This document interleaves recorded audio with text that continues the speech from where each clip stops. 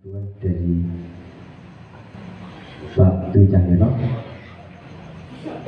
itu kurus manggakan.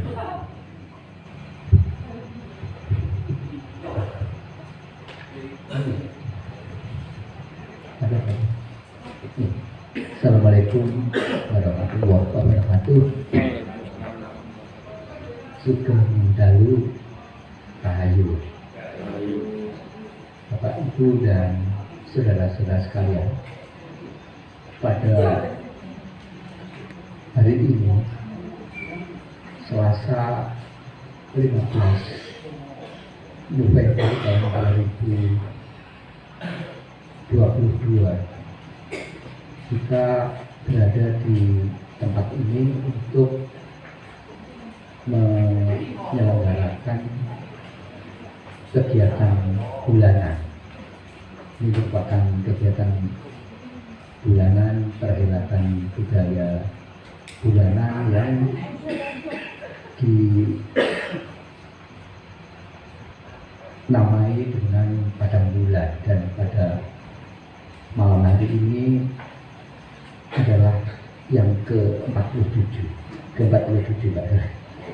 Jadi sudah hampir 4 tahun ya, kalau 2 bulan depan 48. Jadi bulan Desember itu adalah tahun keempat ya, Warso Papat gitu ya, Warso tahun keempat acara padang bulan yang konsisten diselenggarakan oleh teman-teman di Tumpang. Ini merupakan ikhtiar yang kalau dalam istilah Islam ini disebut dengan istiqomah budaya. Jadi ada upaya yang sungguh-sungguh terbukti selama 4 tahun, jelang 4 tahun itu terselenggara relatif acak setiap bulan. Tentu ini bukan ikhtiar yang mudah, apalagi sudah melewati tahun ketiga. Ini mestinya kondisi yang establis, kondisi yang sudah tanpa persoalan, sehingga berharap ini menjadi agenda bulanan yang terus dari tahun ke tahun. Nah, pada malam hari ini kita membicarakan tentang Kerajaan Kanjuruhan yang oleh teman-teman dalam posternya itu diistilahi dengan mongak sejarah Kanjuruhan. Mongak gitu ya. Jadi saya jadi teringat ketika bersama-sama teman-teman Malang Pos itu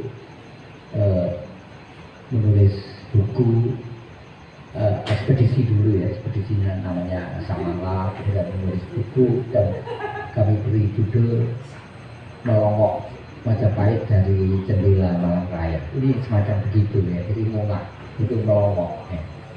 Jadi kita mencoba untuk melihat atau melihat kembali ya, mungkin kita sudah cukup kenal dengan Kanjuruhan kita ya, tapi belum tentu kita yang di sini, tapi belum tentu warga Malang Raya cukup kenal dengan Kanjuruhan. Oleh karena itu, marilah kita melihat kembali Kerajaan Kanjuruhan. Nah, kalau pada malam hari ini kita mengangkat judul Saresian Kerajaan Kanjuruhan atau Kanjuruhan, maka saya menyatakan paling tidak tepat untuk 2 hal. Yang pertama, judul itu kontekstual dengan peristiwa yang terjadi 1,5 bulan lalu. Jadi Cak Pedol sudah menyampaikan di pada tanggal 1 Oktober, sekarang 15 November, jadi kurang lebih 1,5 bulan yang lalu terjadi musibah justru di tengah pesta bola gitu ya, pesta ya. Saya sempat menulis tentang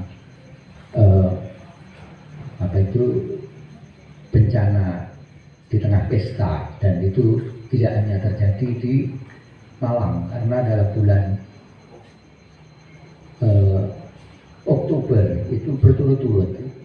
Jadi peristiwa di Kanjuruhan yang mengawali tanggal 1, kemudian disusul dengan peristiwa-peristiwa yang lain dalam suasana yang dalam bahasa asing disebut dengan pesta.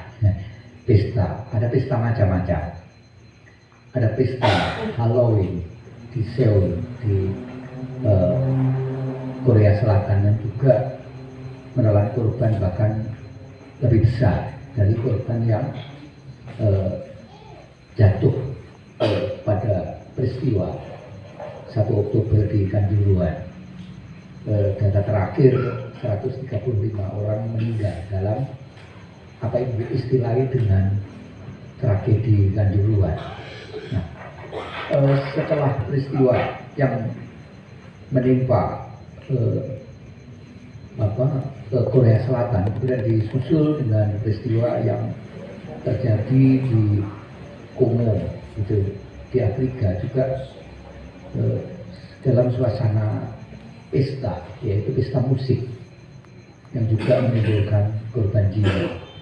Kemudian juga ada suasana pesta juga karena kebetulan bertepatan dengan hari Diwali itu di India. Diwali itu adalah perayaan yang mestinya sukacita. Di India ada peristiwa yang ditandai dengan putusnya jembatan gantung Heritage di Gujarat. Itu beberapa peristiwa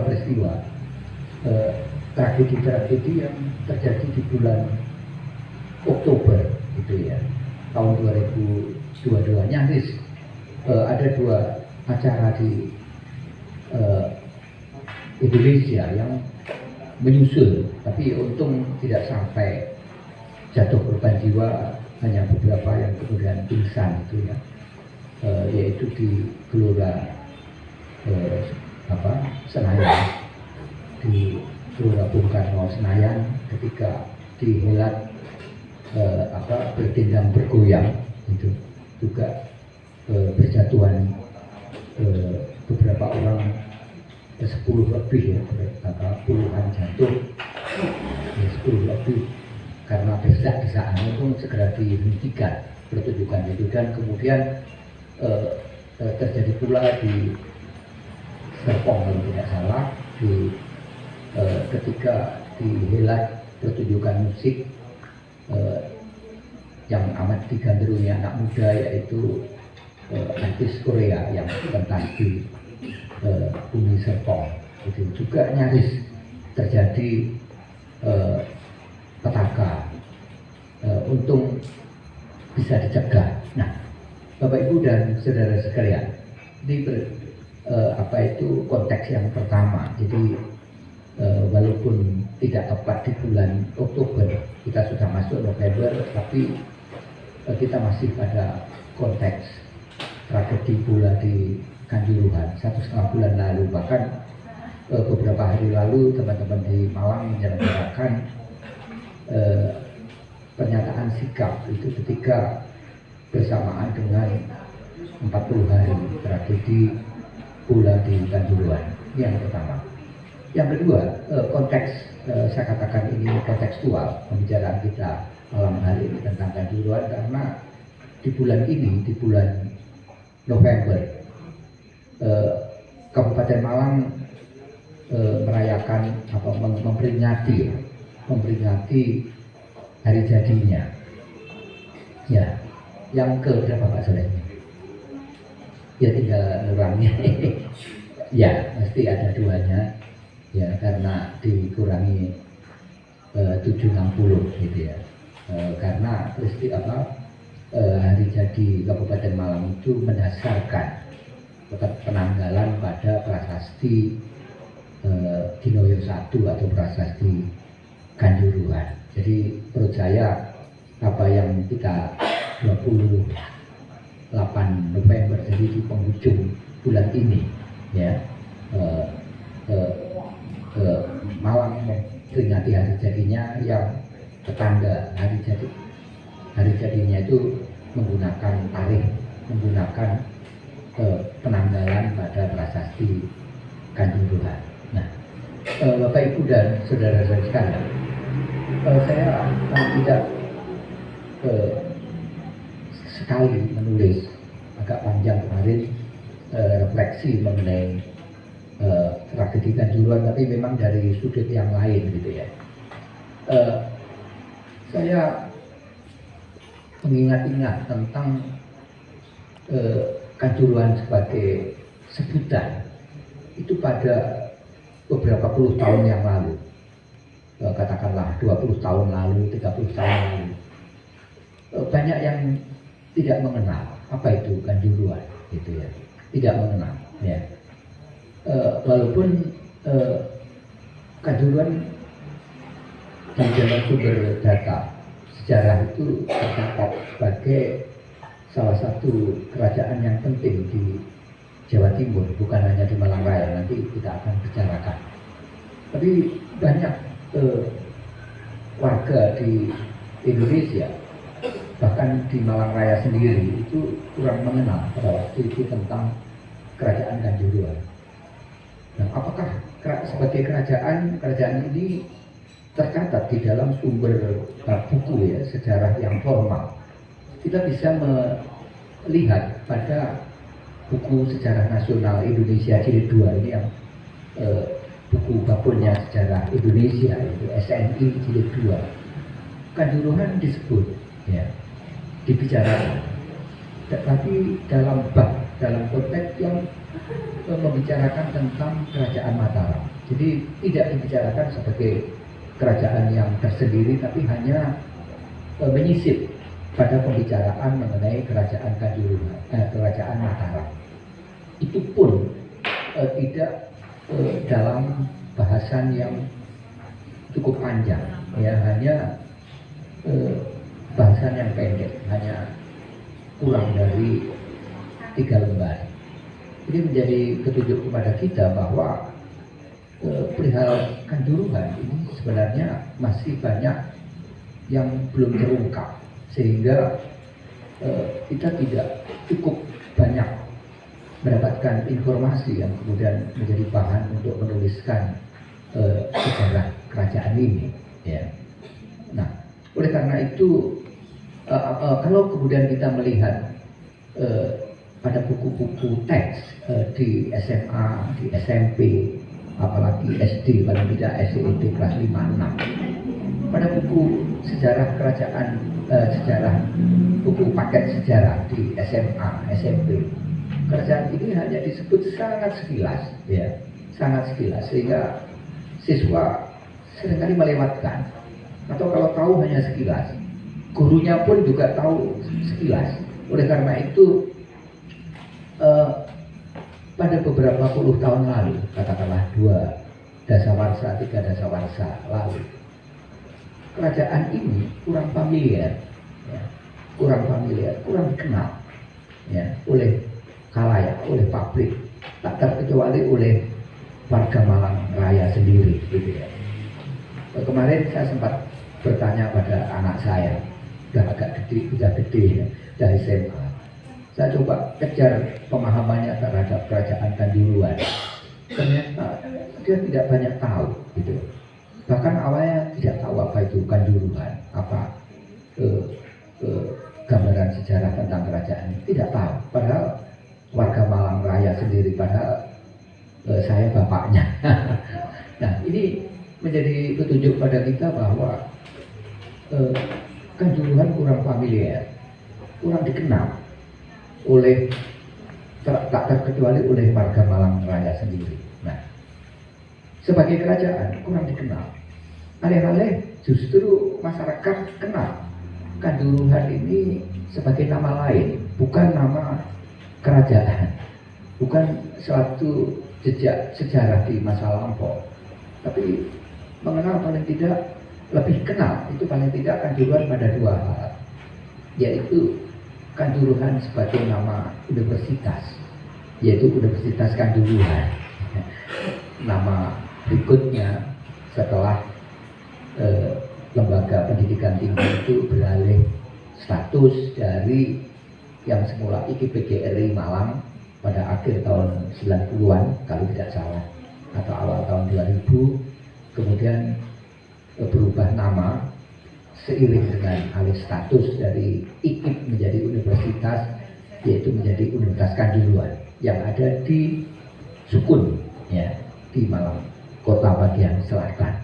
Nah, Kanjuruhan mulai lebih dikenal lagi ketika nama ini digunakan sebagai nama stadion, ya.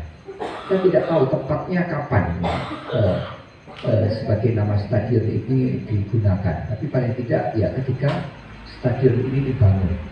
Saya kurang ingat betul Pak, tahun berapa itu diresmikan, mungkin tahun-tahun 2000 awal ya, mungkin ya, atau ya tahun-tahun 2000 awal. Nah, orang kenalnya awalnya ya Stadion Kepanjen, ya, tapi kemudian menjadi lebih dikenal tidak hanya dengan nama Stadion Kepanjen sesuai dengan tempatnya, tapi nama stadionnya benar dikenal, yaitu Stadion Kanjuruhan. Apalagi setelah pertandingan-pertandingan sepak bola dalam skala nasional itu kemudian direlokasi dari yang semula beberapa dilakukan di Stadion Kota Malang, kemudian direlokasi ke selatan ya, ke Kepanjen. Itu stadion ini mulai dikenal bukan hanya dengan namanya berdasarkan nama tempatnya ya Stadion Kepanjen, tapi kemudian dikenal dengan nama Stadion Kanjuruhan. Ini mulai dikenal ya. Nah, jadi paling tidak sampai sejauh ini ada 3 sebutan yang melekat atau yang meminjam apa yang bernama Kanjuruhan. Yang satu adalah Kerajaan Kanjuruhan, dan kemudian nama ini dipinjam untuk menamai universitas dan stadion. Nah, jadi mulai tahun 2000 lumayan Kanjuruhan itu dikenal, lumayan dikenal, karena tidak selain sebagai nama kerajaan, orang kenal sebagai nama perguruan tinggi, yaitu Universitas Kanjuruhan, dan stadion, yaitu Stadion Kanjuruhan di Kepanjen yang merupakan stadion Kabupaten Malang. Nah, yang menarik perhatian kita bukan hanya kerajaannya yang kemudian namanya dipinjam untuk menamai stadion, tapi rajanya, raja yang kedua dari Kerajaan Kanjuruhan itu namanya juga dipinjam untuk menamai stadion di Kota Malang, yaitu Stadion Gajayana, ya, sehingga kerajaan dan rajanya kemudian menjadi nama stadion. Nah, Gajayana juga dipinjam oleh KAI, yaitu Kereta Api Indonesia, untuk menamai kereta api cepat jurusan Malang Jakarta, gitu ya. Sehingga ada sebutan kereta api Gajayana. Ini lebih dikenal Gajayana sebagai nama untuk kereta api daripada Gajayana sebagai raja. Jadi ya itulah ya, artinya peristiwa sejarah itu tidak sangat familiar sebenarnya di masyarakat. Nah, Kanjuruhan itu kemudian menjadi sangat dikenal, gitu ya, tidak hanya oleh warga Malang Raya, tidak hanya oleh warga Indonesia, tapi juga warga dunia. Justru ketika terjadi musibah di stadion yang bernama Gajayana, ya, jadi nama ini menjadi sangat viral, menjadi mendunia karena musibahnya bukan karena ini sebuah kerajaan yang tua di masa lalu, bukan, gitu ya, bukan karena stadionnya itu stadion yang memiliki fasilitas yang standar untuk olahraga menurut FIFA, gitu ya, buktinya mau dirobohkan untuk dibangun lagi, bukan, tapi karena musibahnya. Nah, jadi Kanjuruhan menjadi terkenal di dunia karena musibah yang terjadi di tempat di stadion yang bernama Kanjuruhan. ini ironi gitu ya, sesuatu yang kemudian menjadi sangat terkenal tapi justru karena musibahnya, bukan karena kebesarannya misalnya, ya, tapi karena musibahnya. Tapi ini realita yang terjadi, ya, realita yang terjadi. Oleh karena itu pada kesempatan ini kita akan mencoba untuk melihat kanjuruhan apa yang kisah, ya, cerita-cerita atau peristiwa-peristiwa di balik nama Kanjuruhan. Jadi paling tidak ada 4 peristiwa di balik nama Kanjuruhan, yaitu peristiwa Kanjuruhan terkait dengan peristiwa kerajaan di masa lampau, yaitu di abad-abad 8, 9 gitu ya, dan seterusnya. Ya, kemudian Kanjuruhan sebagai nama perguruan tinggi mungkin tidak terlalu banyak kita bicarakan, tapi menarik gitu ya, ada perguruan tinggi yang bernama Kanjuruhan, ya. Jadi ini terabadikan, ya, terabadikan sebagai nama perguruan tinggi. Sebagai nama kerajaan aja di Malang tidak ada perguruan tinggi yang bernama Universitas Singosari, tidak ada, tidak ada, ya, belum, ya. Kanjuruhan lumayan, namanya diabadikan. Ada perguruan tinggi besar di Malang, Universitas Brawijaya, tapi juga tidak mengabadikan nama yang ada di Malang. Universitas Negeri Malang itu sama sekali tidak mengabadikan nama kerajaan atau nama nama kerajaan ataupun nama raja yang ada di itu. Wisnuwardana masih lumayan ya. Universitas Kertanegara, Malang, Kertanegara dipakai ya. Perguruan tinggi ada ya, ada gitu ya, dipakai ya. Ya. Universitas Negeri Malang tidak. Bahkan ketika lomba logo dulu sempat saya dan teman-teman itu riset untuk menggunakan logonya itu, misalnya PDDes itu malah tertolak, itu kalah. Kemudian menggunakan logo Universitas Negeri Malang yang nggak jelas itu maknanya, ya, nggak tahu kenapa itu yang kemudian justru dipilih gitu ya. Kalau menggunakan logo PDDes lumayan, paling tidak misalnya ini Universitas Brawijaya yang logonya juga Arca, Raja Wijaya, ya. Tapi enggak gitu. UN tidak menggunakan logo lain yang nggak tahu pertimbangannya apa, gitu. Ya, enggak apa-apa, itu realitas. Baik Bapak Ibu dan saudara-saudara sekalian, malam hari ini saya akan agak panjang membicarakan tentang Kanjuruhan sebagai kerajaan, gitu ya. Yang pertama, kalau kita membicarakan kerajaan ini, pertanyaannya sumber data apa yang bisa kita daya gunakan untuk menyingkapkan kerajaan Kanjuruhan. Beruntung kita mendapatkan sumber data teks, ya, sumber data tekstual yang berkenaan dengan kerajaan ini, yaitu prasasti yang berbahan batu kali, ya, batu kali, ya, batu andesit. Nah, oleh karena itu prasasti Kanjuruhan bisa kita sebut sebagai, dalam istilah lama, kalau ada berdasarkan jenis-jenis prasasti menurut bahannya, karena sebagian besar prasasti itu bisa dibedakan menurut 3 macam bahannya. Ada prasasti dari batu yang diistilahi dengan linggu prasasti. Jadi prasasti Kanjuruhan ini termasuk linggu prasasti. Kemudian ada juga prasasti yang berbahan logam, khususnya tembaga, ya, dari bahan tembaga, yaitu copper plate gitu ya. Itu disebut dengan tamra prasasti. Tamra atau tambra itu artinya tembaga. Dan ada prasasti yang ditulis di atas daun ronta, itu namanya ripta, ya, sebutannya ripta. Nah, prasasti Kanjuruhan merupakan prasasti yang masuk kategori linggu prasasti. Apakah prasasti ini terbilang sebagai prasasti panjang dan prasasti, atau ada juga yang menyebut dengan prasasti lengkap, karena itu ada short inscription, ada long inscription gitu. Nah, prasasti Kanjuruhan ini tidak short inscription, tapi juga tidak long inscription. Ini hanya middle inscription. Jadi prasasti yang sedang. Karena hanya terdiri atas 26 baris, dan barisnya bukan baris-baris panjang, hanya 26 baris, bukan baris yang panjang, ya. Dan hanya ditulis pada sisi depan, karena untuk prasasti panjang ini, karena sejauh kita ketemukan baru satu prasasti yang secara khusus membicarakan kerajaan Kanjuruhan di abad 8. Ini bukan berarti bahwa sebagai nama itu hanya dikenal di abad-abad 8, tidak.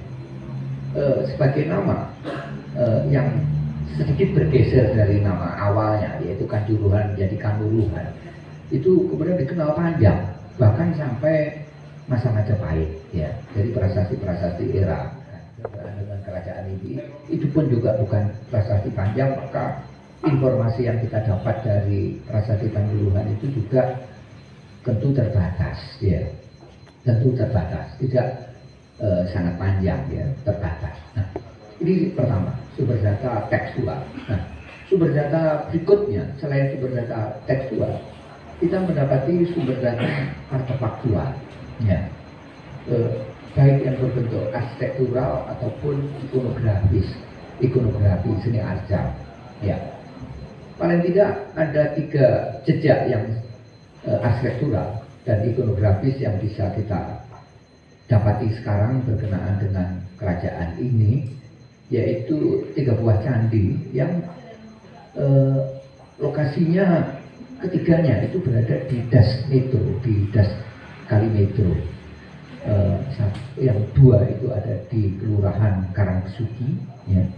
1 itu di Kelurahan Karangwidoro, Desa Karangwidoro. Jadi Karangsugi itu ada di Kota Malang.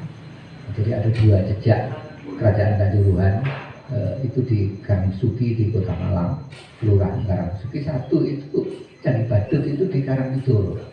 Jadi secara wilayah areal, ya, candi ini ada di Kabupaten Malang, tapi gang untuk masuknya itu di Kota Malang. Jadi candi ini memang berada di garis demarkasi, gitu ya, di garis perbatasan antara kota dan Kabupaten Malang. Oleh karena itu kedua daerah ini iren-irenan itu untuk ngurusi Candi Badut, gitu ya.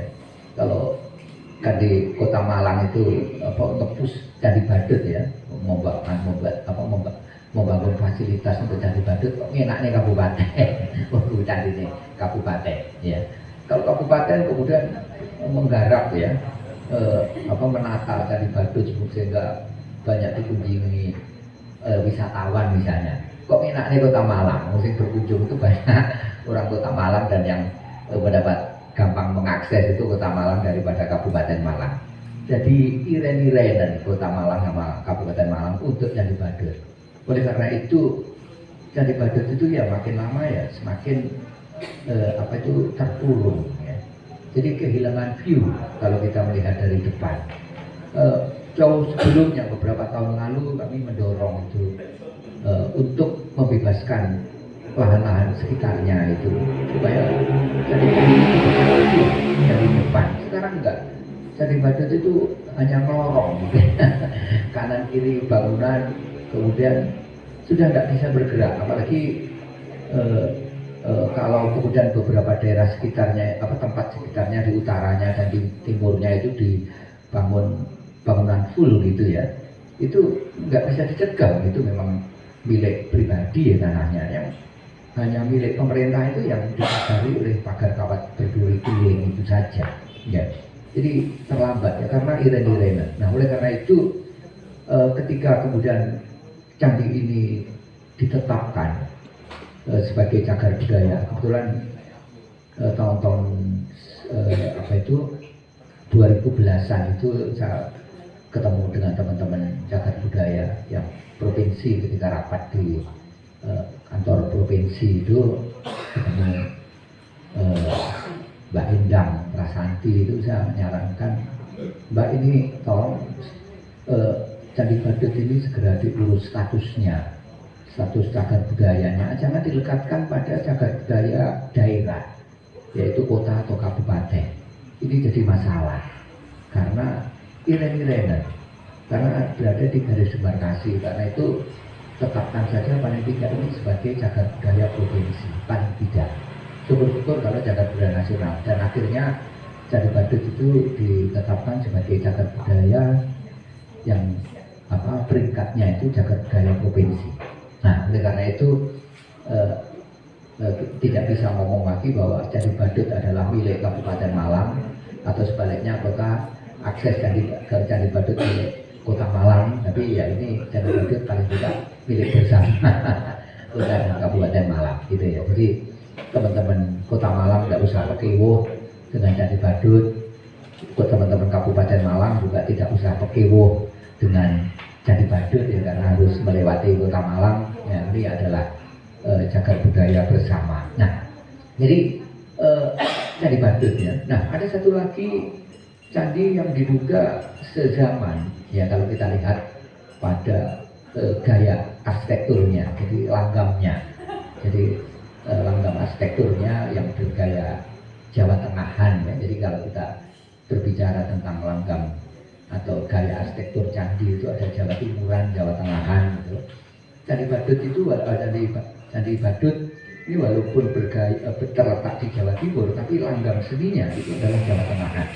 Langgam seni Jawa Tengahan itu sampai sekitar permulaan abad 10 ya, sampai permulaan abad 10. Jadi mulai dari abad 7, 8, 9 sampai permulaan abad 10. Setelah itu sebutannya adalah langgam transisi gitu ya, dari Jawa Tengahan ke Jawa Timuran.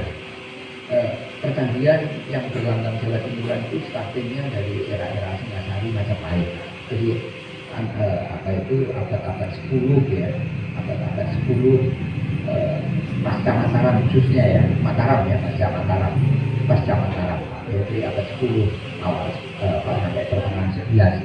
Jadi mulai Kadiri, di era-era Kadiri ini adalah langgam transisi ya. Tapi sebenarnya langgam transisi itu ya sudah mulai di Mataram, tapi ketika sudah berpusat di Jawa Timur, era Sendok dan sebagainya itu dalam beberapa hal juga beda dengan candi-candi yang ada di Jawa Tengah. Ini sudah mulai transisi, nanti memasuki masa Kadiri, Majapahit dan seterusnya. Nah, jadi Candi Badut itu walaupun terletak di Jawa Timur, tapi langgam seninya Jawa Tengah. Seperti halnya Sukuh itu walaupun di Jawa Tengah, Sukuh Ceto itu walaupun berada di Jawa Tengah, tapi langgam seninya itu Jawa Timuran. Nah, selain Candi Badut, ada candi lain yang lokasinya kebetulan dekat ya, hanya sekitar 400-an meter di sebelah utara. Ada reruntuhan lagi yang secara arsitektural itu mirip dengan Candi Badut. Apalagi kalau kita melihat foto-foto dokumenter ya, yang dibuat oleh Ode Gedins itu tahun-tahun 1900 awal ya, ataupun foto yang dimuat di dalam bukunya M.G. Krom, itu kita melihat ada persamaan antara Candi Badut dengan candi yang di sebelah utara Candi Badut. Candi ini lokasinya sekarang berada di area makam Kelurahan Karangbesuki, tepatnya di Dusun Gasek. Oleh karena itu masyarakat menyebut dengan Candi Karangbesuki atau juga disebut dengan Candi Gasek, gitu ya. Letaknya pas di Pengkolan, di Kelokan Kalimetro. Jadi kalau dari Gasek itu Candi Gasek, kita melihat ke bawah, ke utara, ke timur itu kita bisa melihat Kalimetro itu berkelok. Nah, jadi memang Kalimetro itu mulai dari Ladungsari nanti sampai sampai ke selatan ya, agak panjang gitu ya. Paling tidak sampai sini ya, sampai ke Mulan itu berkelok-kelok gitu ya, berkelok-kelok. Jadi seperti cacing yang menggeliat atau ular yang sedang berjalan berkelok-kelok. Inilah yang dalam istilah geografi aliran sungai yang semacam ini disebut meander.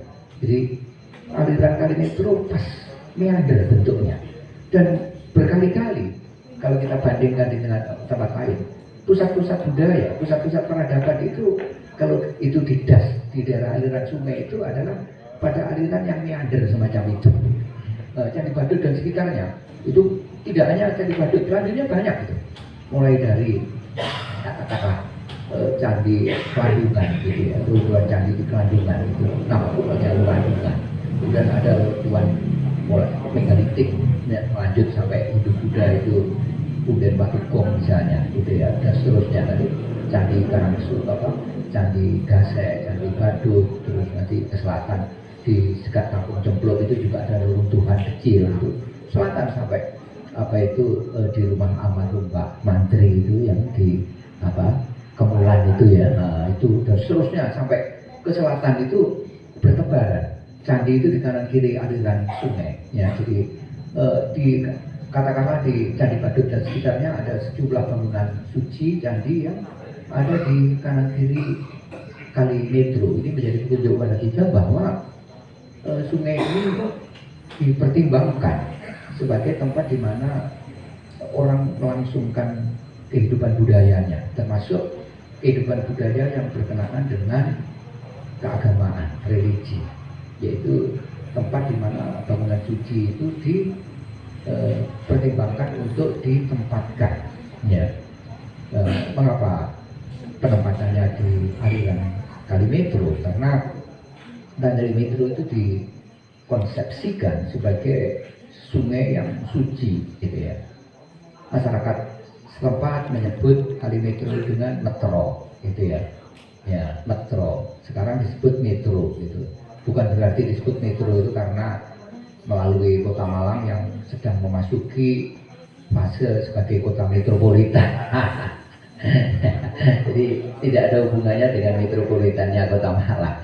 Jadi metro, ya. Yang sebenarnya ini sebutan yang kurang lengkap dari sebutan lengkapnya itu metro atau ametra atau amerta gitu ya. Jadi air kehidupan atau air keabadian. Jadi air yang ada di dalam Kali Metro itu diyakini sebagai air yang suci dan diibaratkan sebagai delta amerta atau air kehidupan atau air keabadian. Mengapa demikian? Karena mata air dari Kali Metro itu ada di gunung yang dikonsepsikan sebagai gunung suci, yaitu di Gunung Pandermang yang notabene adalah anak dari Gunung Kawi, gunung yang suci. Ya. Orang seringkali menyebut toknya ada di dusun yang berkali-kali juga, tempat yang berkali-kali disebut dalam prasasti gitu ya. Paling tidak ada 3 prasasti yang menyebutnya, yaitu desa kuno yang dalam prasasti disebut dengan Marinci, yang sekarang bernama Perinci di Gading Kulon gitu ya. Nah, ini yang merupakan disebut-sebut sebagai mata airnya, walaupun mata air yang sesungguhnya itu masih agak di atas gitu ya. Ada air terjun yang orang menyebut Jurang Seranggani apa itu ya, gitu ya. Jadi masih naik lagi ya, itu kalau di titik awalnya. Tapi yang mendekati permukiman itu ya di Perinci, karena itu Perinci itu disebut-sebut sebagai desa perdikan gitu ya, sejak paling tidak masa akhir Kadiri, nanti juga disebut lagi pada masa yang lebih kemudian, sampai ada prasasti pendek di era Majapahit akhir itu juga menyebut Marinci, dan di situ ada seorang tokoh yang disebut dengan Raden Sotor itu di Marinci gitu ya. Nah ini suatu saat kita bisa mengungkap lagi tentang Marinci. Nah, itu yang kedua Gasek, dan di runtuhan lain itu ada di dalam pemukiman, di tengah pemukiman di desa Karangkesugi itu ada yoni cukup besar gitu ya, tapi lingganya hilang.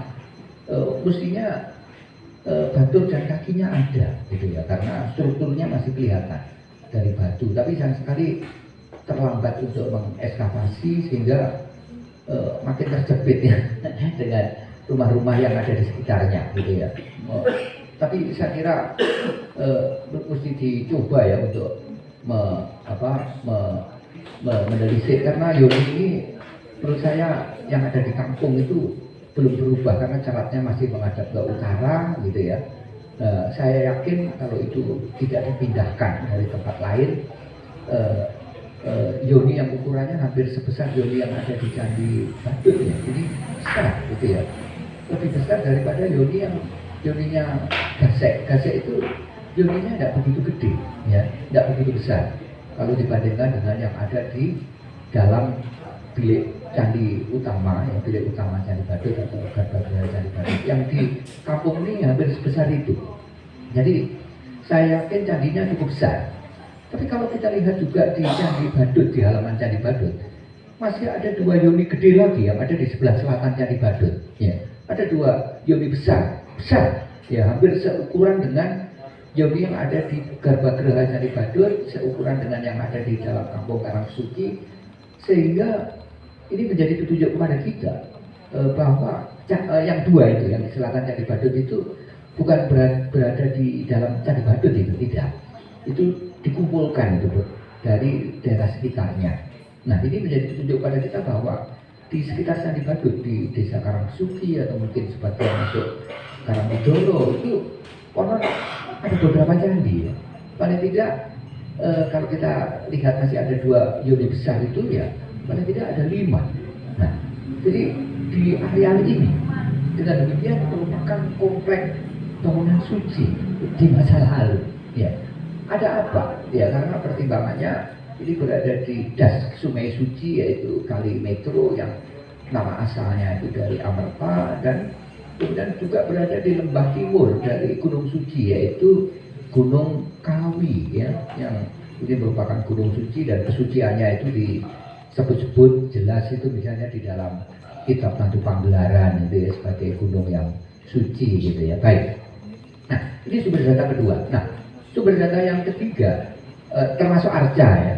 Kebetulan kita masih mendapati beberapa arca, ada Durga Maisa Surawardini yang ada di Candi Badut gitu ya. Ada arca Durga juga yang Agastya yang ditemukan di Candi Gasek yang kemudian sudah direlokasi di Museum Pupurwa. Kemudian ada Ganesha itu dari Candi Gasek yang nggak tahu siapa yang memindahkan Ganesha itu, kemudian dipindahkan ke Watugong, Udes Watugong. Itu dari Gasek itu dulu dari SD. Ya, dulu sempat ditempatkan di dalam kelas dulu malah. Terus kemudian ditempatkan di luar kelas gitu di halaman sekolah. Terus kok tiba-tiba yoni ini ada Ganesha itu ada di Watugong gitu. Sopo sing gowo saya tidak tahu ya. Saya tidak tahu ya. Apakah warga Watugong tertentu yang saya punya dugaan, tapi saya tidak menyebut namanya gitu ya. Nah begitu yoninya yang di Gasek itu dipindah ke Museum Pupurwa juga. Nah konon tahun-tahun 90-an 1900 awal Candi Gasek itu masih lumayan, masih tingginya itu kurang lebih 1,5 meter di atas permukaan tanah yang sekarang ya, di atas permukaan tanah. Sekarang habis tinggal beberapa lapis bata itu pun kalau dilihat dari permukaan tanah sekitarnya itu sudah di bawah permukaan tanah sekitarnya. Artinya candi ini sudah mengalami pembongkaran gitu. Beberapa balok batunya itu ada yang dipakai untuk pengeras jalan, untuk membuat selokan yang ada di di selatan kuburan itu. Ada juga yang dibuat tangga menuju ke kampung gitu. Ada juga beberapa reruntuhannya itu dibawa oleh warga kampung. Jadi wis bubrah gitu ya, porak-poranda gitu ya, menyebar kemana-mana. Tapi masih beruntung ya, kita seringkali ngomong beruntung, jejaknya masih bisa kita lihat. Walaupun tinggal di bawah permukaan tanah, dari yang sebelumnya itu kurang lebih 1,5 meter di atas permukaan tanah itu tinggal berada di bawah permukaan tanah, sehingga paling tidak hilang 1,5 meter gitu. Dan ketika masih berada pada kondisi itu ya, tahun-tahun 1900 awal itu terlihat ada beberapa kemiripan yang kita kalau kita bandingkan dengan yang ada di Candi Badut, sehingga kita bisa mengatakan bahwa Candi Gasek itu secara arsitektural itu sejaman dengan Candi Badut, sejaman ya, secara arsitektural sejaman dengan Candi Badut, walaupun Candi Gasek ini terus digunakan, nantinya digunakan terus sampai memasuki era-era Kadiri akhir. Bahkan dalam prasasti ukir negara tahun 1193 di nama Gasek itu disebut-sebut ya. Jadi Gasek itu nama kuno, disebut-sebut di dalam prasasti Ukir Negara. Gasek tempat tinggal dari Rakai Pamotoh namanya, itu kebetulan prasasti itu menyebut seorang yang bernama Rakai Pamotoh itu yang bertempat tinggal di Gasek. Jadi Gasek itu sebagai tempat tinggal pejabat setingkat Rakai. Ini memberi petunjuk pada kita bahwa sampai memasuki masa Majapahit itu di sekitar Badut dan sekitarnya itu masih menjadi tempat yang penting ya. Karena apa? Karena sebelumnya di abad-abad ke-8 kemudian masuk abad ke-9 daerah ini merupakan Kadakwa, merupakan area Kadakwa, pusat pemerintahan ya. Sehingga wajar jika kemudian sampai memasuki abad ke-12 akhir daerah ini masih dipertimbangkan sebagai daerah yang penting ya, daerah yang penting. Baik, prasasti Kanjuruhan itu kalau kita lihat sekarang ada di Museum Nasional, prasasti itu dalam kondisi pecah ya, kemudian disambung ya, jadi pecah 3. Nah, uniknya ketika prasasti ini ditemukan, 3 pecahan ini tidak ditemukan di tempat yang sama, tapi terpisah di 3 tempat ya. Pecahan yang paling besar dan yang ditemukan pertama kali itu adalah pecahan yang ditemukan di Dinoyo. Nah, inilah yang menjadi latar mengapa prasasti ini disebut dengan prasasti Dinoyo. Nah, jadi kalau dalam beberapa tulisan kita menjumpai sebutan ini prasasti Dinoyo. Lalu kemudian ditambah angka Romawi prasasti Dinoyo 1 ya. Karena apa? Karena sampai terakhir kita mendapatkan di Dinoyo itu 3 buah prasasti ya. Karena itu prasasti Kanjuruhan itu prasasti Dinoyo 1, kemudian ada prasasti lagi gitu yang Pak Suwardono pernah membicarakan itu ya tahun 1000 abad 10 ya, 11 ya. 11 itu prasasti Dinoyo 2, dan yang terakhir itu ditemukan prasasti pendek itu ketika gali gorong-gorong itu di pinggir jalan di Dinoyo itu ada prasasti yang pecah kena gancu itu, tapi kemudian bisa dirakit dan sekarang di Museum Purwa itu prasasti Dinoyo 3. Nah, ini pecahan yang pertama. Jadi ini yang menjadi latar mengapa prasasti ini kemudian dikenal dengan sebutan prasasti Dinoyo. Pecahan yang kedua yang ukurannya lebih kecil itu ditemukan di Merjosari ya. Nah, pecahan yang ketiga itu ditemukan di satu dusun kecil yang ada di sebelah selatan Candi Badut yang sekarang masuk di area komplek perumahan Tidar. Nah, dusun ini bernama Kejuron, tapi dusun Kejuron itu sudah almarhum ya. Tahun-tahun 90-an ketika saya awal-awal kuliah di Malang itu ramai dibicarakan di di koran Suara Indonesia SI, zaman SI Pak Soleh, itu tentang pembuldoseran reruntuhan purbakala yang ada di selatan Candi Badut ketika developer yang bernama Sarana Tidar STI ya, Sarana Tidar Indah itu developer awalnya STI Sarana Tidar Indah itu membuldoser itu reruntuhan itu di area kampung dulu, dusun, warganya direlokasi paksa gitu pada waktu itu ya. Waktu itu kan relokasi kampung segala itu memungkinkan di daerah Orde Baru ya. Dan kabarnya itu juga ada keluarga petinggi RI yang ikut membuka kawasan itu ya. Karena itu petinggi RI itu, nah keluarganya petinggi RI dulu ya, itu kan punya rumah di Jalan Ijen juga ya itu. Baik. Nah, jadi ditemukan di situ ya, di dusun yang namanya Kejuron, dan sekali dusun Kejuron ini sudah tidak kita jumpai lagi. Jadi lokasinya kurang lebih di sekitar gereja di sebelah selatan Candi Badut itu ada gereja apa itu ya? Protestan apa Katolik gitu ya? Atau di sekitar tempat mangkalnya mikrolet AT dulu itu ya. Kalau masih ada loh mikroletnya ya. Tempat mangkalnya di sekitar situ, tidak jauh dari Candi Badut. Nah, itu lokasi penemuannya. Ini tentu menjadi pertanyaan kepada kita. Kenapa prasasti itu kok kemudian kayak dicuil jadi telur? Orang sing di Kejurun, ada di Perjoyo, ada di Dinoyo. Apakah ini memudahkan untuk dicolong gitu ya kalau ngangkat? Tapi prasastinya sebenarnya nggak gede-gede banget gitu ya. Ya kalau diangkat utuh itu sebenarnya juga nggak terlalu sulit ya, karena nggak gede-gede banget. Tapi kenapa dipecah jadi 3 gitu? Saya agak berpikir guyonan. Ini kayak enak ya, kayak apa itu akte ya, akte tanah itu karena rebutan warisan dia wis akte ini disuwek dari telu kalau oleh tak suwek, oleh tak suwek. Apakah karena itu ya sempat jadi gegeran gitu ya antar 3 bertetangga yang sama desa bertetangga sama-sama merasa mewarisi kerajaan ini sehingga ya timbangannya perasaannya jadi rebutan hitung roto. Saya tidak tahu ya, apakah itu ya. Nah itu tapi unik ya. Ini ketemu anak unik. Nah baik, prasasti Kanjuruhan itu adalah prasasti yang menggunakan aksara hurufnya. Jadi menggunakan huruf Jawa kuno merupakan prasasti tertua kedua yang menggunakan huruf Jawa kuno setelah prasasti Plumpungan.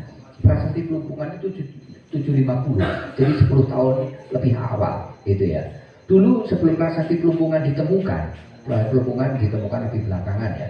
Itu yang disebut-sebut sebagai prasasti tertua yang beraksara Jawa kuno itu prasasti Kanjuruhan. Karena itu kalau kita googling di Google, di Wikipedia Indonesia misalnya, masih disebut-sebut sebagai prasasti tertua yang menggunakan aksara Jawa kuno.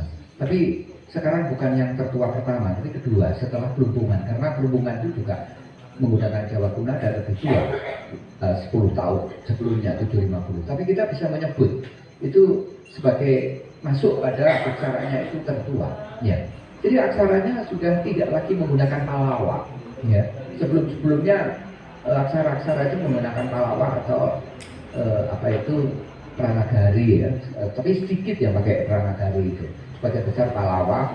Dan ini merupakan prasasti yang tidak lagi menggunakan Palawa. Prasasti Canggal 732 itu masih Palawa. Jadi 760 prasasti Kanjuruhan Plumpungan ini sudah menggunakan aksara Jawa kuno. Oleh karena itu kita bisa menyebut ini merupakan jejak-jejak awal mengenai aksara Jawa, ya, aksara Jawa, aksara yang aksara Palawa yang sudah diadaptasi menjadi aksara Jawa. Dan di Jawa Timur sejauh diketahui prasasti Kanjuruhan itu adalah sumber data tertulis tertua tidak hanya di Malang Raya tapi di Jawa Timur. Oleh karena itu tradisi literal di Malang Raya, tradisi literal di Jawa Timur ini bermula dari prasasti Kanjuruhan. Jadi prasasti ini menjadi penting ya. Jadi bila mana kita oleh karena itu mula sejarah Jawa Timur ini prasasti Kanjuruhan, karena kita menentukan zaman prasejarah ini indikatornya apabila sudah ditemukan sumber data tertulis. Dan sejauh kita ketahui sumber data tertulis di Jawa Timur yang tertua itu prasasti Kanjuruhan. Jadi prasasti Kanjuruhan itu demikian pentingnya ya, menjadi mula sejarah Jawa Timur, sehingga hari jadi Jawa Timur itu mestinya prasasti Kanjuruhan, bukan seperti sekarang. Jawa Timur aja umurnya piro itu, hari jadi Jawa Timur itu ya. Pertimbangannya lahirnya pemerintahan yang berstatus sebagai provinsi gitu ya. Jadi yang muda gitu ya. Ulang tahun Jawa Timur kan belum ada sudah ada 100 tahun kan belum. Nah, padahal kalau kita bicara tentang hari jadi wilayah Jawa Timur, saya kira prasasti ini sangat beralasan untuk dijadikan sebagai hari jadi wilayah Jawa Timur ya. Oleh karena itu teman-teman Malang bisa mengusulkan itu ya. Jadi tidak hanya hari jadinya Kabupaten Malang, tapi sekaligus juga hari jadinya Jawa Timur itu, wilayah ya, bukan pemerintahan. Kita perlu membedakan antara hari jadi pemerintahan dan hari jadi daerah ya. 1 April 1914 itu hari jadi pemerintahan Kota Malang, tapi wilayah yang berada di Kota Malang bukan berarti titik mulanya dari situ ya. Oleh karena itu saya kira Kota Malang masih terbuka kemungkinan untuk dicari hari jadi daerahnya, gitu ya, bukan hari jadi pemerintahannya. Kabupaten Malang, kalau ngomong hari jadi pemerintahan Kabupaten Malang ya tidak prasasti Kanjuruhan, tapi bila mana pemerintahan yang berbentuk kabupaten itu hadir, gitu ya, tentu di masa kolonial. Baik, Bapak Ibu. Nah, jadi sumber data tekstual itu jadi penting ya. Jadi kemudian juga sumber data ekofaktual juga menjadi penting ya. Ekofaktual itu ya gunungnya, ya sungainya, ya bebatuannya, ya kesuburan tanahnya dan seterusnya. Nah, ini prasasti, ini sumber data. Nah, aksara bahasanya masih Sanskrit, masih Sanskerta. Jadi walaupun bahasanya Sanskerta, tapi aksaranya sudah Jawa. Jadi nampaknya adaptasi bahasa itu agak lebih lambat daripada adaptasi aksara. Aksara sudah diadaptasi lebih awal, sehingga menjadi aksara Jawa.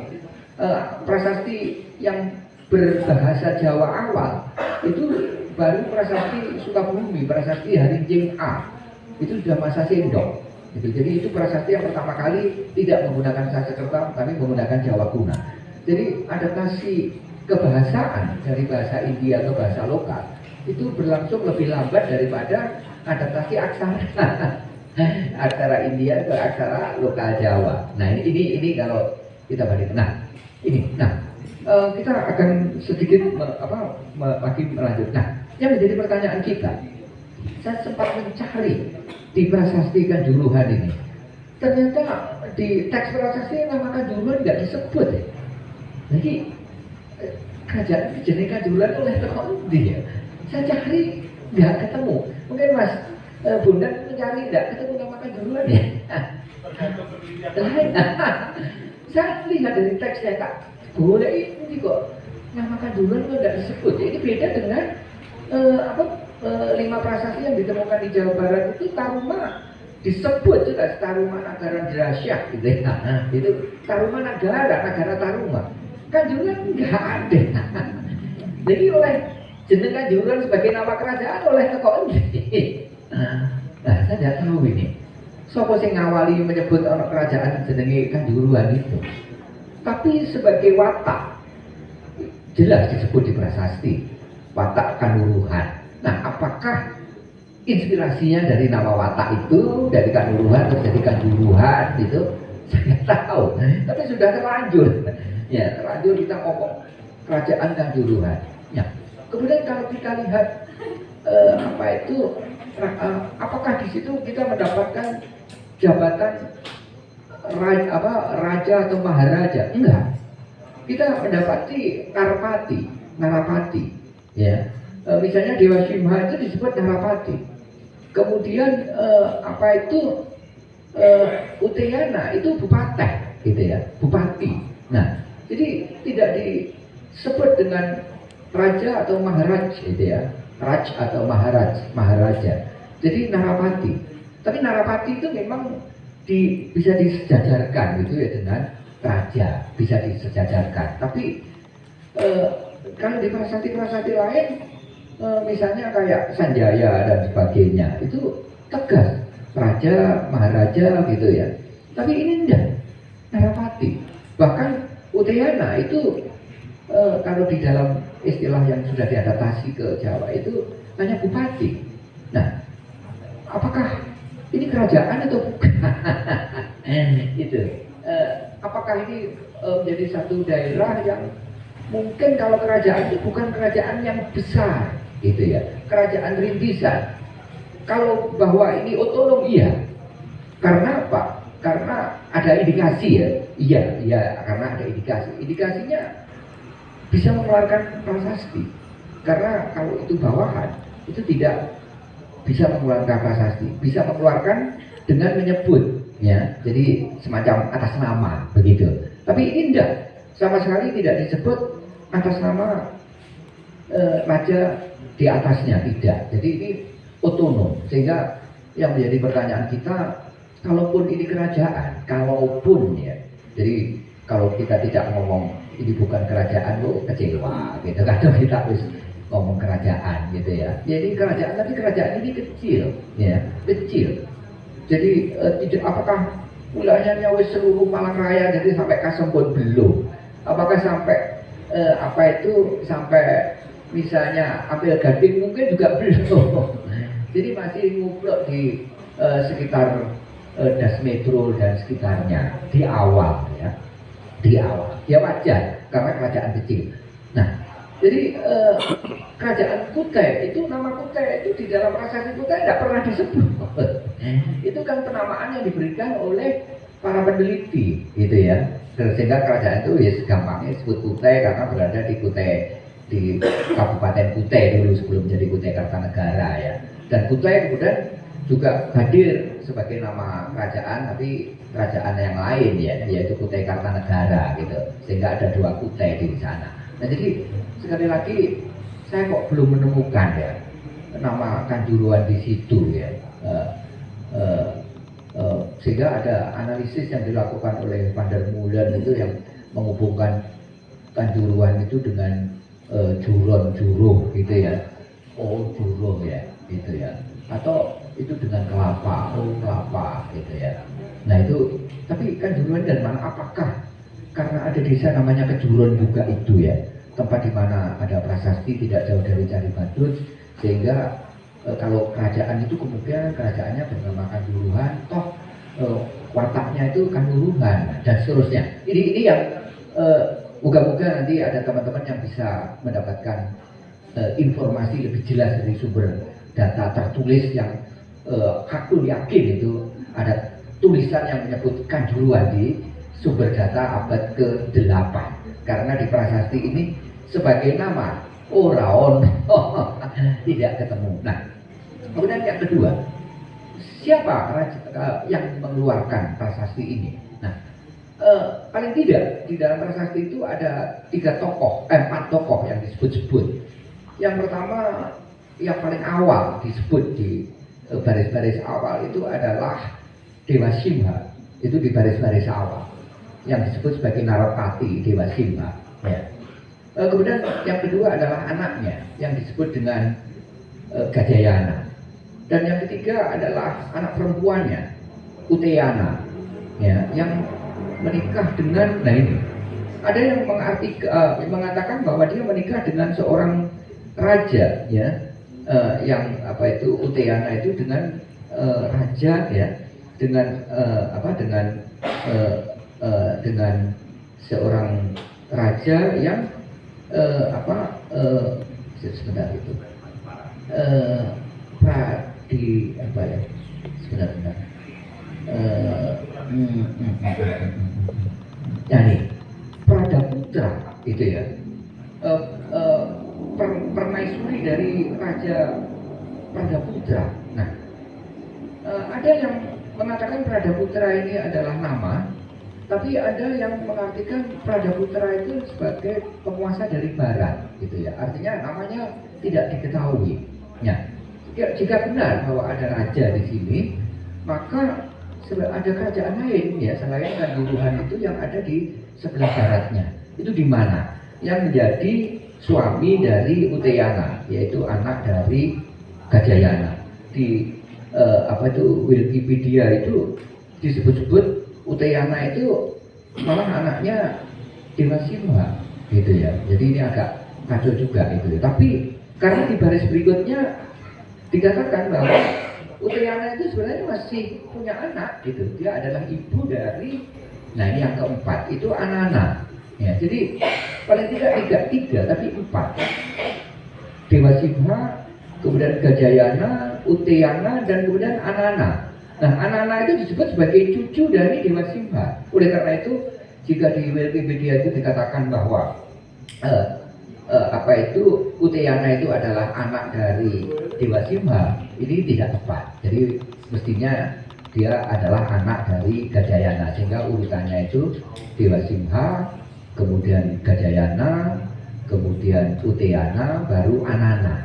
Nah, Anana. Nah, ini mengingatkan saya pada apa yang diberitakan di dalam prasasti Yupa. Dan prasasti Yupa juga di dalam prasasti itu menyebut semacam silsilah ya. Ada 3 raja yang disebut mulai dari Kudunga, kemudian Aditya Warman, dan kemudian Aswawarman ya. Jadi 3.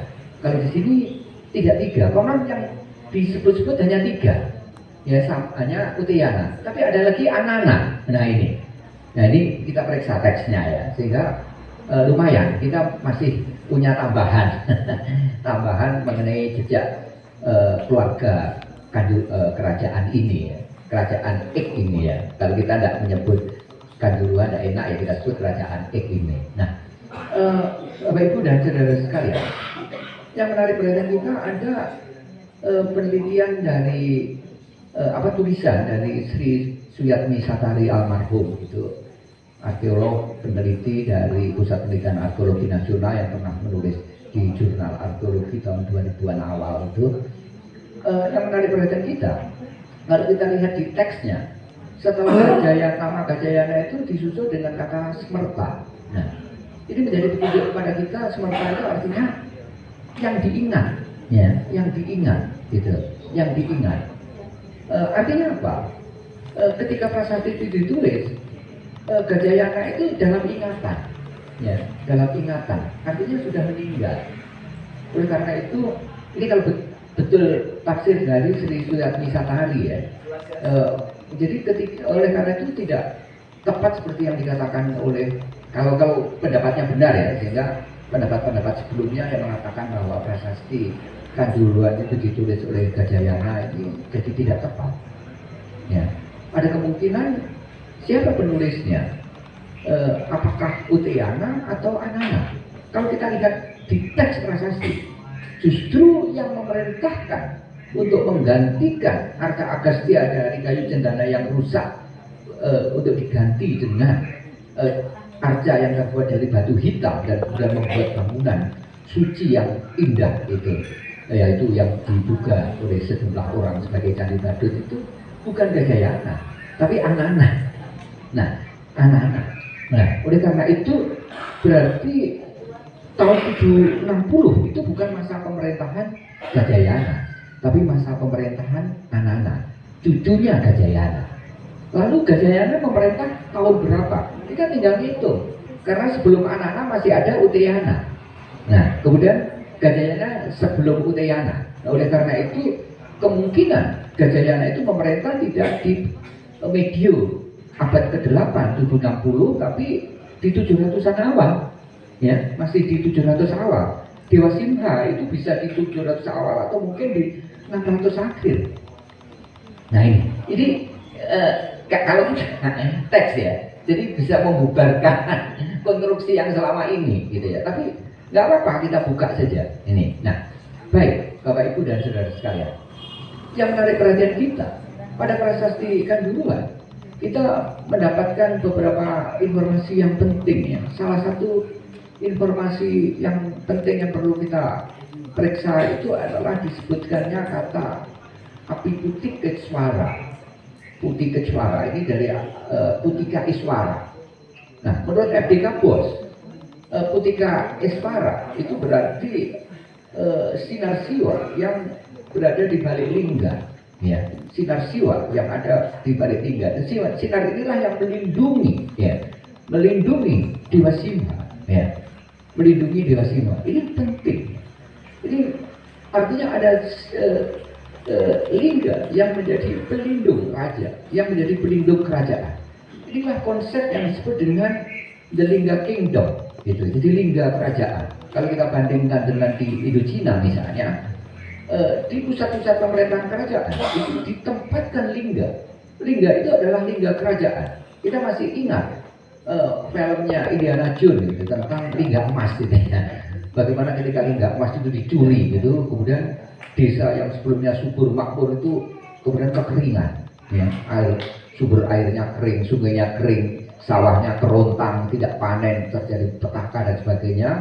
Nah, kemudian Indiana Jones melihat petaka ini, kemudian mencari di mana siapa yang mencuri. Ternyata dicuri dibawa ke puncak bukit dan sebagainya, kemudian dikembalikan ke desa yang bersangkutan dan desa itu kembali seperti sedia kala. Nah, inilah yang disebut dengan the Lingga Kingdom. Jadi lingga kerajaan, lingga yang disebut-sebut, diyakini sebagai pusat energi, pusat kekuatan gaib dari satu kerajaan. Oleh karena itu dahulu ketika menyerang satu kerajaan, salah satu yang dijarah itu adalah lingganya.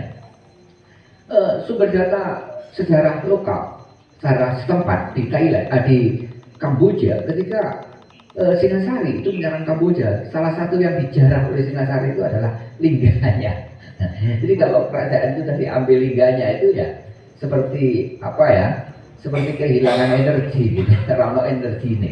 Nah ini tiga kerajaan. Nah saya jadi teringat apa yang disebut-sebut di dalam prasasti Cangga. Prasasti Cangga dengan tegas menyatakan bahwa mendirikan lingga di atas bukit Skirangga, gitu.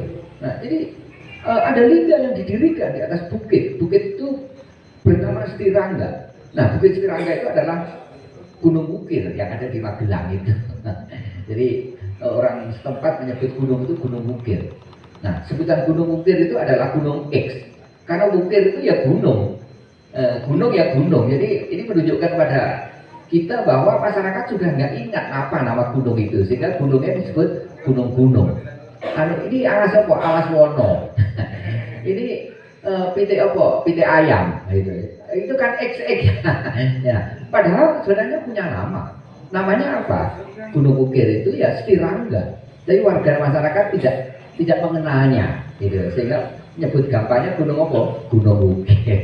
Nah, di atasnya masih ada reruntuhan candi, yaitu candi Gunung Bukir, masih ada lingga yoninya, yang sekali lingganya hilang. Tapi kalau kita lihat yoninya yang besar, tentu lingganya besar. Jadi tergambar pada kita bahwa abad-abad ke 7, abad ke-8 gitu ya.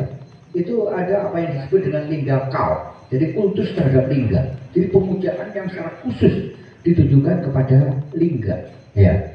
Nah, kemudian dalam perkembangan berikutnya, lingga ini memang seringkali kemudian digantikan dengan arca perwujudan Dewa Raja. Oleh karena itu di Garbageraha tidak lagi ditempatkan lingga yoni, tapi ditempatkan arca perwujudan untuk terutama di era Singasari Majapahit ya.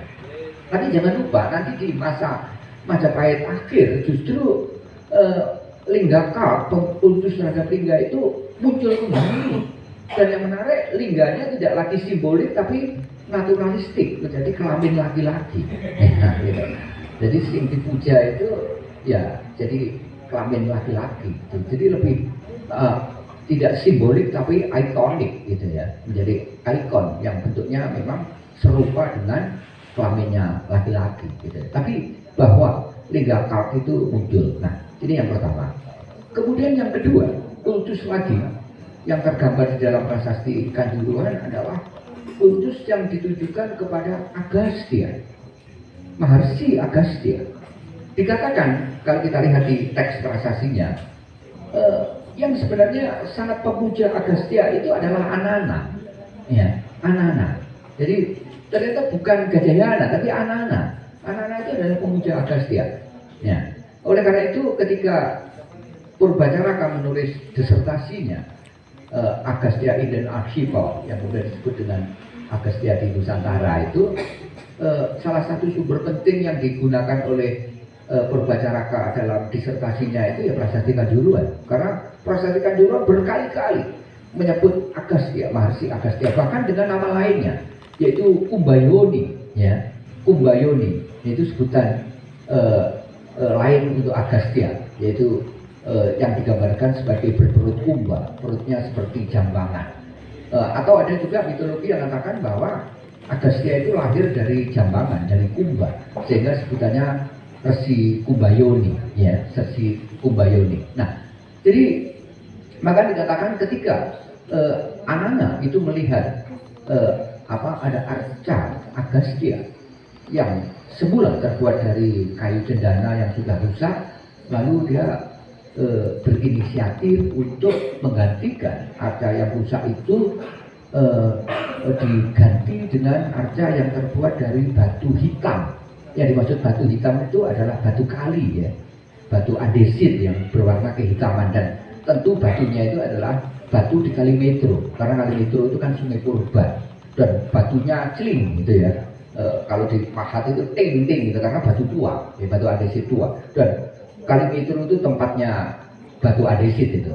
Paling tidak Kali Metro mulai dari daerah Karangsuci ke arah naik ya. Tapi kalau sudah turun, kawung cemplung turun terus itu ya batu andesitnya mulai hilang gitu. Tapi sekitar Candi Badutan itu batu-batu kali itu masih banyak terdapat di di Kalimedo. Oleh karena itu candi-candi batu yang terbuat dari bahan batu di sekitar Karangsuki itu sangat mungkin materialnya itu diambil dari Kalimetro. Karena itu Kalimetro konon tentu batuannya jauh lebih banyak daripada yang sekarang yang dipakai untuk candi itu berapa ribu kubik gitu. Itu ya, itu aja masih batuannya masih banyak itu, termasuk yang di belakang Ubud itu kan batuannya masih gede-gede di situ. Nah, kemudian yang menarik perhatian kita, pemujaan kepada Agastya ini dimaksudkan, ya salah satu maksudnya itu adalah untuk menghilangkan petaka dalam bentuk penyakit walahadri dibiah apa itu dalam bahasa Sanskerta itu kami diterjemahkan adalah wabah penyakit disentri. Ini menjadi menarik gitu. Apakah pada waktu itu di Malang Raya di sekitar Desmetro itu sedang dilanda wabah penyakit disentri? Saya tidak tahu disentri semacam ini apakah semacam apa itu kolera? Kolera itu kan juga keluar buang air ya kalau nggak salah ya. Nah jadi ada semacam ini. Nah untuk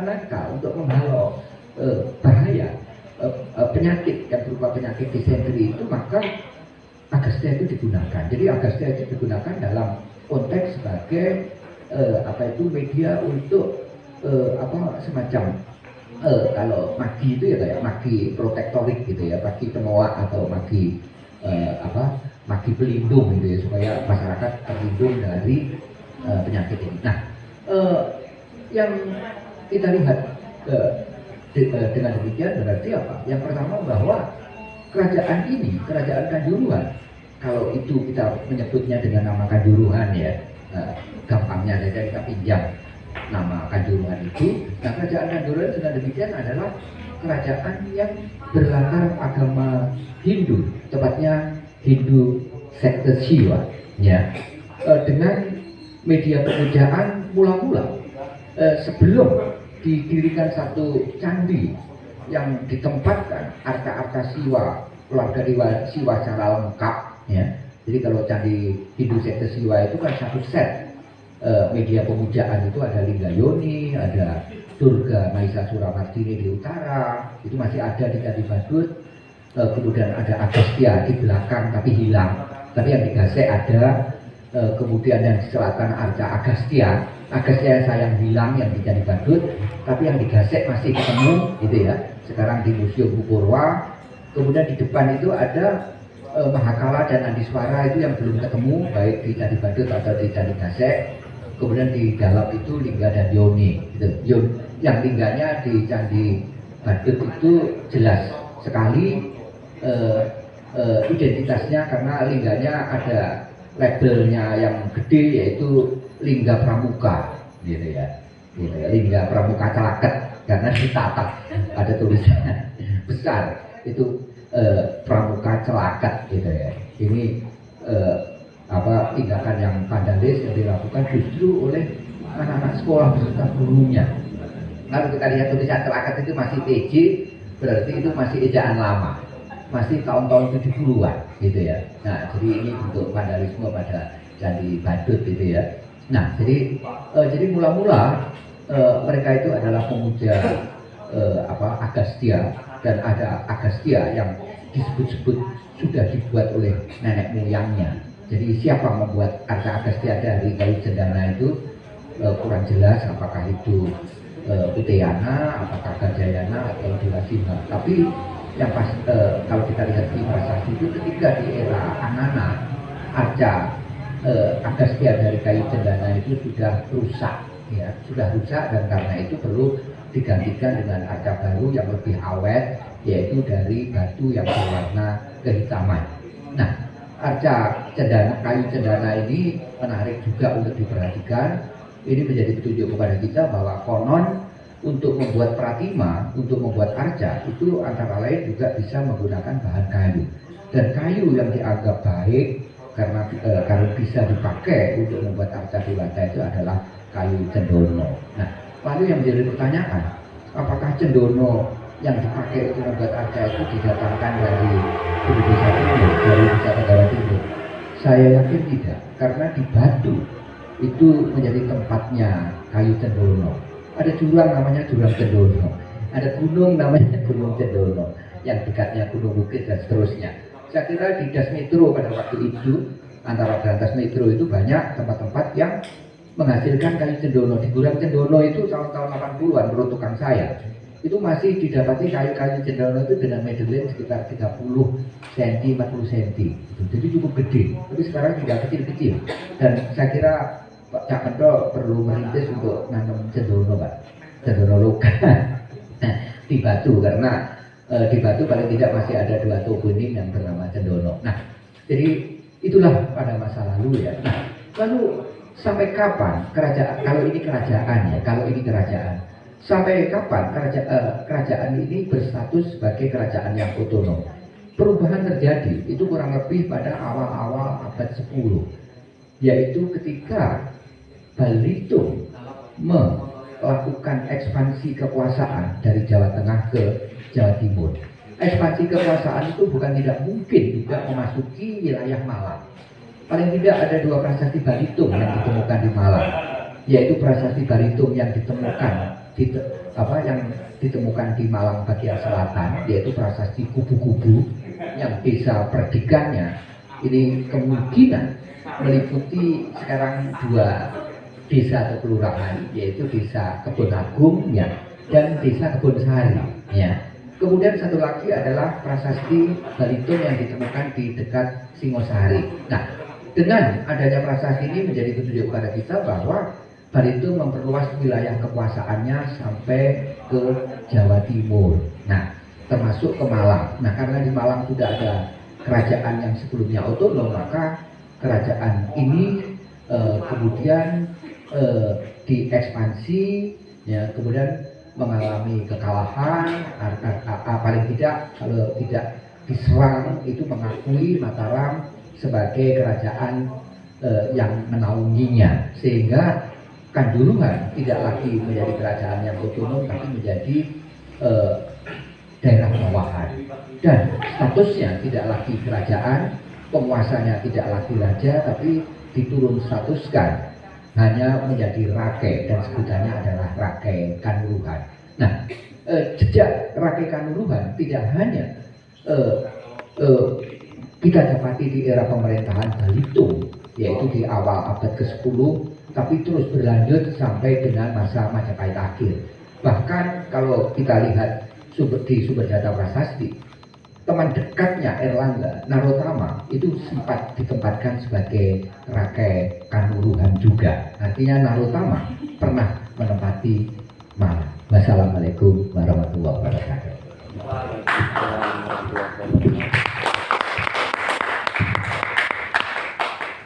Terima kasih kepada Pak Dwi Cahyono atas pemaparan tentang sejarah Kerajaan Kanjuruhan.